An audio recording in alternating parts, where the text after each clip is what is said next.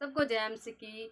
आज मैं हनोक के बारे में बताना चाहती हूँ, जो परमेश्वर के साथ साथ चलता था। और उसके बाद वचन में लिखा है कि परमेश्वर ने उसे उठा लिया। वो लोप हो गया, वो मरा नहीं, परंतु परमेश्वर ने उसे उठा लिया। तो वो हनोक जो था वो परमेश्वर की कैसी महिमा करता होगा, कैसे गीत उसने गाया होगा कि परमेश्वर ने उसे उठा लिया। तो हम हनोक के ऊपर आज एक गीत गाएंगे, परमेश्वर की महिमा करेंगे। किस प्रकार वो परमेश्वर की आराधना करता था, उसी प्रकार आज मैं आपको एक छोटा सा गीत गाऊंगी, जो मेरे हिसाब से कि हनोक उस टाइम गाता था और परमेश्वर ने उसे उठा लिया। तो आइए हम गीत को शुरू करते हैं।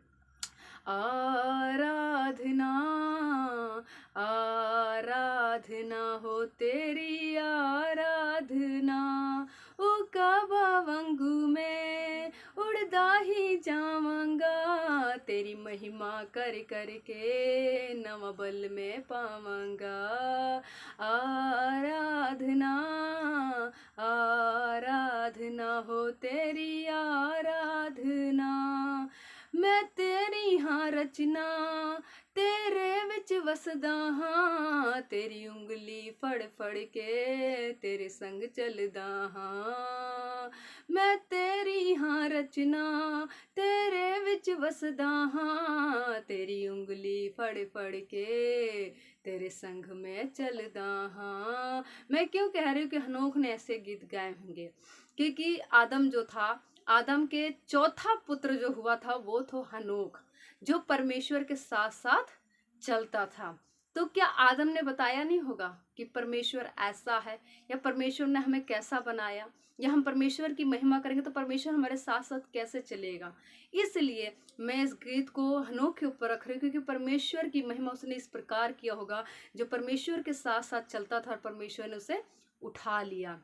और वो परमेश्वर जो था और आदम जो थे, जब आपस में बात करते थे, तो क्या परमेश्वर ने आदम को नहीं बताया होगा मैंने इस तरीके से तुम्हें बनाया था और मैं आज भी तुम्हारे साथ इस तरीके से चलता हूँ। तो आदम ने अपने बेटे हनोक को जरूर बताया होगा कि इस प्रकार हम परमेश्वर की महिमा कर सकते, इस प्रकार परमेश्वर हमारे साथ रहता है। तो आगे क्या कहता है, मैं तेरी हाँ रचना तेरे विच वसदा हाँ, तेरी उंगली फड़ फड़ के तेरे संग में चलदा हाँ। मैं तेरी हाँ रचना तेरे विच वसदा हाँ, तेरी उंगली फड़ फड़ के तेरे संग में चलदा हाँ। आराधना आराधना हो तेरी आराधना। परमेश्वर की महिमा करता रहा होगा, इसलिए परमेश्वर के साथ साथ चलता था और परमेश्वर ने उसे उठा लिया। क्योंकि नया नियम में ऐसा लिखा है कि कुछ लोगों को मैं चुनूंगा, अलग करूंगा, जो आत्मा और सच्चाई से मेरी महिमा करेंगे। तो मेरे हिसाब से कि जो हनोक था, हनोक ने भी आत्मा और सच्चाई से परमेश्वर की महिमा की और परमेश्वर को भाया और परमेश्वर ने उसको उठा लिया। तो आगे हनोक क्या कहता है, अपने चरना विच यसु सानू भी दे दे पना, सारा जग करदा सजदा दे के तेरा जलाल। अपने चरना विच यसु सानू भी दे दे पना, सारा जग करदा सजदा दे के तेरा जलाल। आराधना आराधना हो तेरी आराधना। मैं क्यों कह रही हूँ कि उसने ऐसा, क्योंकि अगर हम परमेश्वर के हिसाब से और हनोक के हिसाब से देखें, तो हनोक क्या कह रहा है कि परमेश्वर सारा जग तेरी करता है सजदा, देख के तेरा जलाल।